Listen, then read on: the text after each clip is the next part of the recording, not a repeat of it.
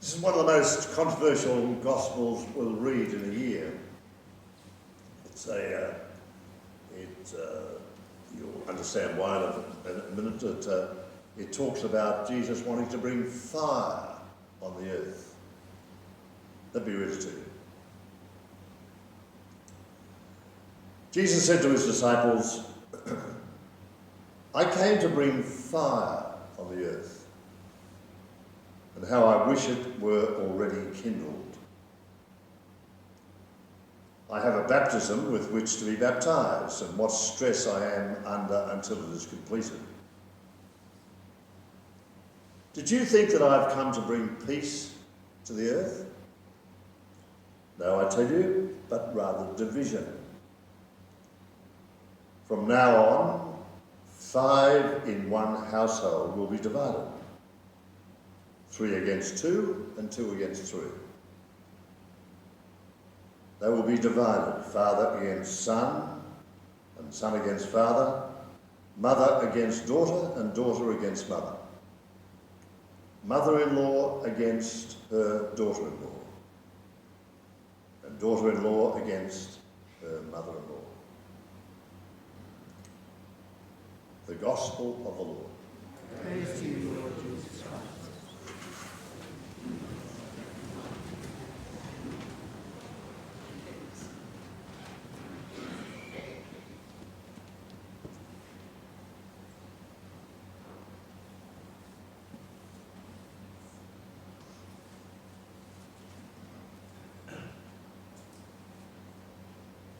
Just bringing my notes up on my little phone here. But this morning is one of those mornings that nothing will work.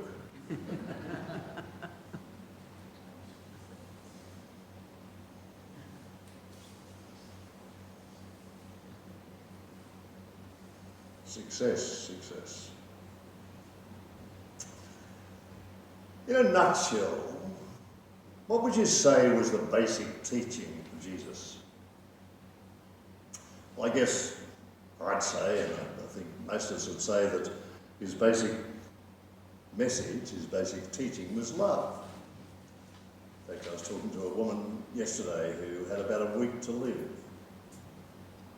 And she was just saying to me, God is love and love is God. And she was right.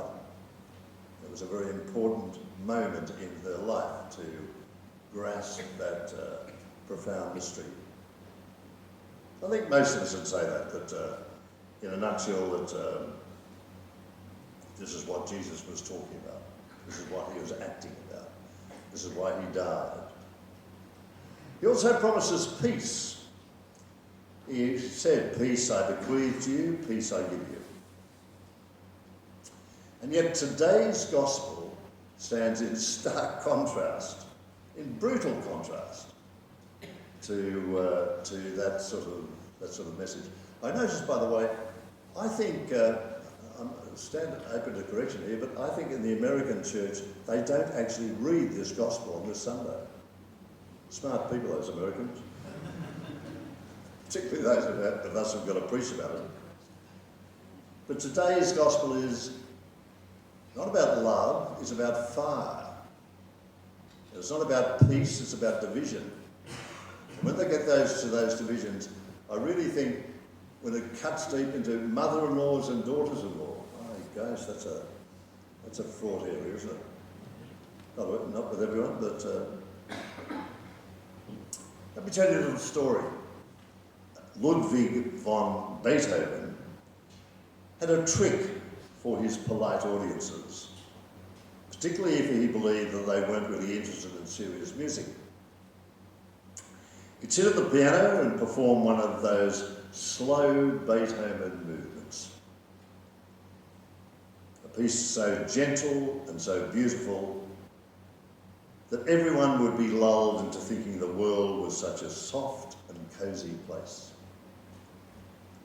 So you can imagine the salon, Beethoven's playing his piano, and everyone's there just drifting away with the beauty of his music. Then as the melody was coming to an end, he would crash his forearm down on the whole keyboard, laughing his head off at the shock he gave to the audience as he woke them up. It was his trick. A bit brutal, I guess, but anyway, that was what the storyteller tells us. Perhaps this was his subtle way of saying the world is full of pain as well as beauty. And I think this is perhaps what Jesus has been saying in this gospel, or Luke was saying, that it's not all peace and love. It is violence, it's injustice, it's brokenness, it's grief. And of course, our message of peace and love is right at the very heart of the gospel, but it's in stark contrast to so much else that happens to us. I'd like to offer you two stories. One of them is about Mary MacKillop, whose feast day we celebrated last Monday. Mary MacKillop was St. Mary of the Cross, was a woman who lived in chronic pain. Others can tell you about this with more detail, but daily pain, daily chronic pain. She was also facing the impossible task of reaching out to forgotten children, firstly in South Australia and then in many other places, to those people who were marginalised. Thirdly, she worked under a cloud of suspicion from many more polite Catholics who lived in a far more gentle and acceptable gospel of peace. The first Josephites were, well, they were from the marginalised people that were attracted to this remarkable woman. And finally, she was excommunicated from the church. She was turned away from the sacraments. She was put out in the street with no money and nowhere to go. And then we have made her Australia's first saint. I think that's a Beethoven story, actually. I think somehow Providence is saying to us, this is really what a part of spirituality that sometimes we avoid.